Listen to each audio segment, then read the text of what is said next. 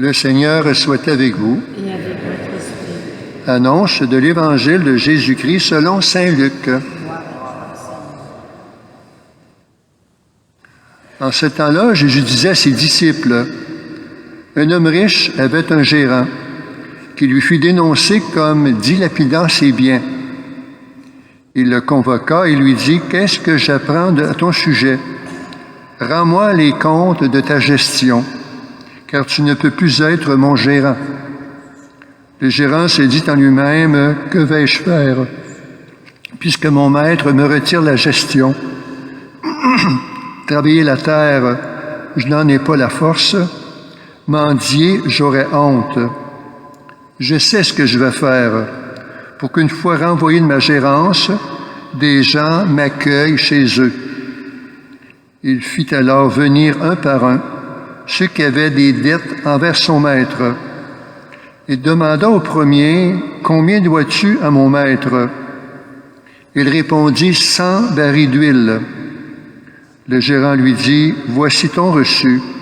Vite, assieds-toi et écris 50. » Puis il demanda à un autre, « Et toi, combien dois-tu? » Il répondit, « 100 sacs de blé. » Le gérant lui dit, « Voici ton reçu, et écris 80. » Le maître fit l'éloge de ce gérant malhonnête, car il avait agi avec habileté. En effet, les fils de ce monde sont plus habiles entre eux que les fils de la lumière. Eh bien, moi, je vous le dis, faites-vous des amis avec l'argent malhonnête, afin que le jour où il ne sera plus là, ses amis vous accueillent dans leur demeure éternelle. Celui qui est digne de confiance dans la moindre chose est digne de confiance aussi dans une grande. Celui qui est malhonnête dans la moindre chose est malhonnête aussi dans une grande. Si vous n'avez pas été digne de confiance pour l'argent malhonnête, qui vous confiera le bien véritable? Et si par tout ce qui est à autrui, vous n'avez pas été digne de confiance, ce qui vous revient, qui vous le donnera? Aucun domestique ne peut servir 2 maîtres, ou bien il haïra l'un et aimera l'autre, ou bien il s'attachera à l'un et méprisera l'autre. Vous ne pouvez pas servir à la fois Dieu et l'argent. Acclamons la parole de Dieu.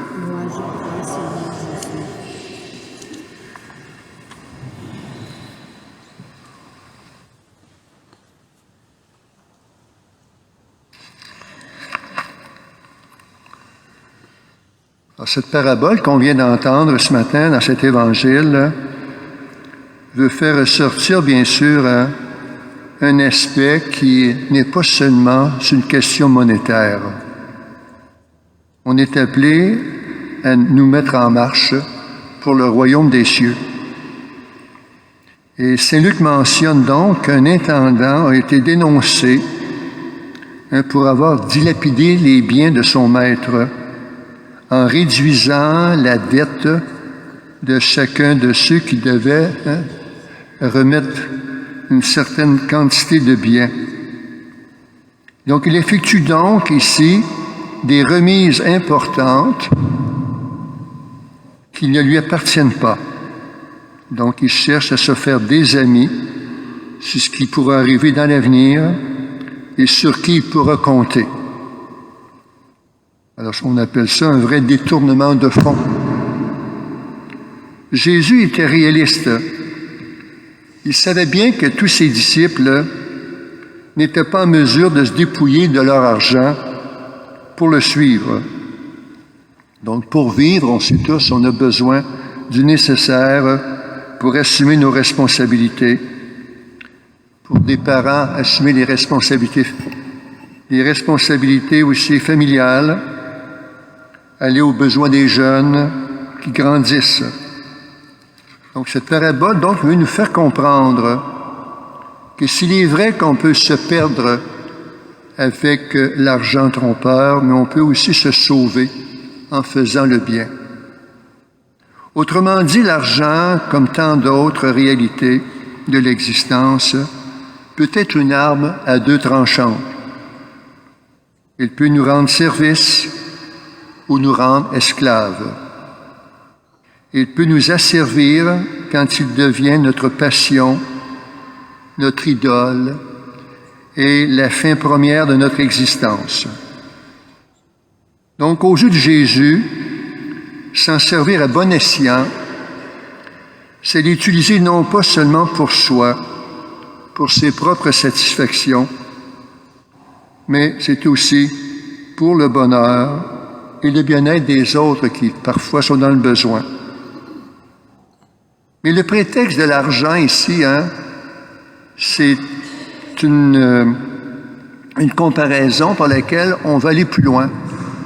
On peut être riche non pas seulement d'argent, mais riche de certains talents, certains dons, certaines capacités qui nous permettent de faire du bien autour de nous.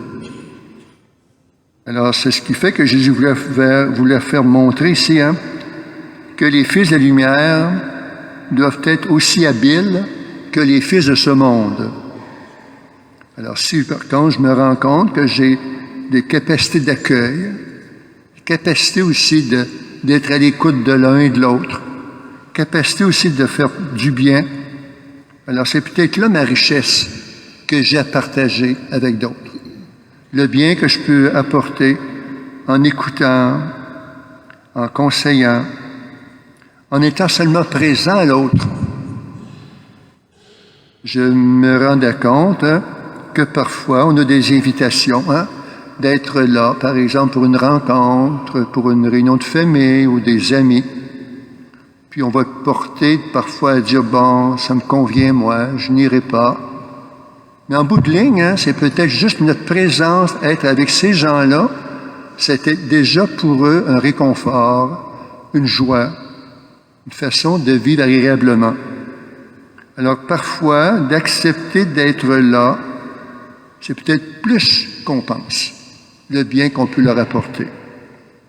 Aller chez une personne seule, lui téléphoner, être à son écoute, d'être présent à l'autre par mon écoute, c'est peut-être plus que ce que je peux donner. Il n'y a pas longtemps, j'ai visité une personne seule qui a certains médicaments à prendre, bien sûr. Alors, il m'a gardé plus longtemps que je pensais. Il me dit à la fin, tu sais, cette rencontre, il dit, ça vaut plus que les 12 pilules que je vais prendre ce soir. Donc, pour lui, juste le fait d'être là, à son écoute, alors c'est peut-être la richesse qu'on peut partager avec quelqu'un qui est dans le besoin. Donc, on peut reconnaître que ce n'est pas l'épaisseur de notre porte-monnaie qui fait de nous des personnes de valeur, mais la surabondance de bonté, de dévouement, de respect à l'égard de ces petits, parfois, qu'on serait porté à ignorer. Donc, cette bonne nouvelle devrait donc nous inviter à penser à quelle action je puis poser pour rendre le monde meilleur. Amen.